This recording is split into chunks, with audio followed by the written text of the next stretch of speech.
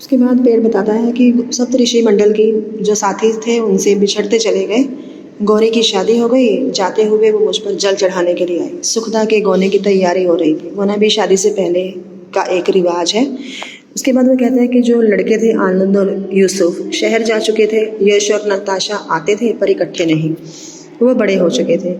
बहुत ज़्यादा बातें करने वाली जेनी जो मेरी गोद में खूब उछलती फिरती थी, सोनी सोनी आंखों से मुझे निहारती और अपना सूनापन मिटाने के लिए मेरी छाँव में गांव की स्त्रियों की चिट्ठियां पढ़ती और उनके जवाब लिख देती। पर धीरे धीरे गर्द का गुबार इतना बढ़ गया कि सब कुछ धुंधला हो गया।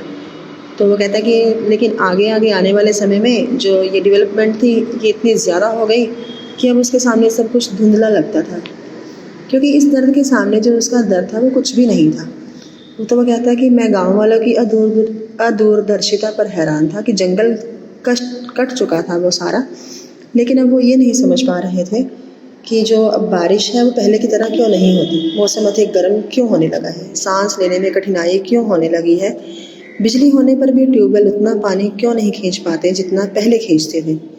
आज जब सड़कें बन गई हैं, रेल की पटरी बिछ गई है और यातायात पूरे जोरों पर आरंभ हो गया है, तो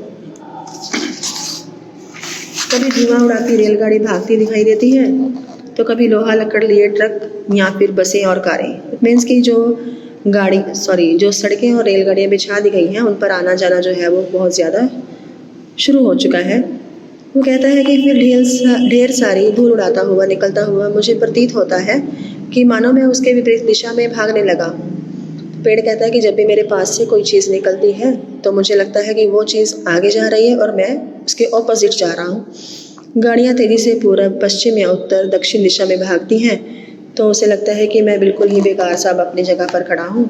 और कभी कभी तो मुझे इस तरह से एहसास होता है, अनुभव होने लगता है कि जैसे मैं उन गाड़ियों के बीच में एक तन्हा सा बरगद ऐसे ही बेफालतू में चक्कर लगाता हुआ दिखाई देता हूँ। और तब मुझे एहसास होता है कि अपनी उन यादों के बीच कहीं मैं अपने आप को चलता फिरता हुआ महसूस तो नहीं करने लगता। दिशाहीन सा, निरुत्साहित, जिसमें अब कोई उत्साह ही नहीं है कि उसके पास आकर बच्चे खेलेंगे या नहीं।